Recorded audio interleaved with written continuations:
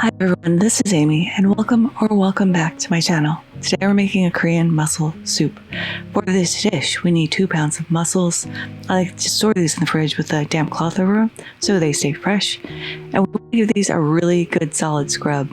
You're going to want to discard any mussels that don't close or have cracked shells. They're not really safe to eat, so just get rid of those.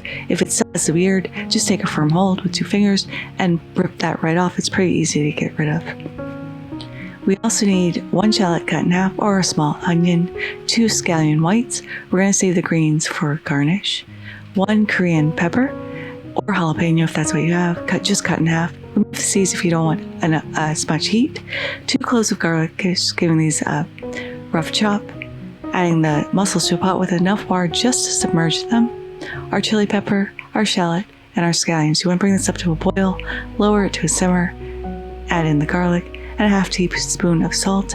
We're just going to cook these till all the mussels open and that foam will subside. Don't worry, it'll take care of itself. And this is pretty much this soup done. Easy weeknight meal. I'm serving with a little rice vermicelli for a little bit more substance to the soup, but you don't have to. Topping with our mussels and our broth, garnishing with chili slices and the green parts of our scallion. And look at that, you've made a meal in about 20 minutes.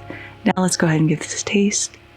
The mussels are tender and delicious. The broth just simply tastes like the sea with a little heat from that chili pepper. And this is one of the easiest soups that you'll ever make, and it's perfect for these wintry nights. But there it is, Korean mussel soup. I hope you all try to make this in your home. Thank you so much for spending time with me once again today. I really appreciate every single one of you. If you like this video, give it a like. If you loved it, please consider subscribing and hitting that notification bell if you haven't already, because I put out new videos every Thursday. Thank you so much again, and until next time, happy cooking.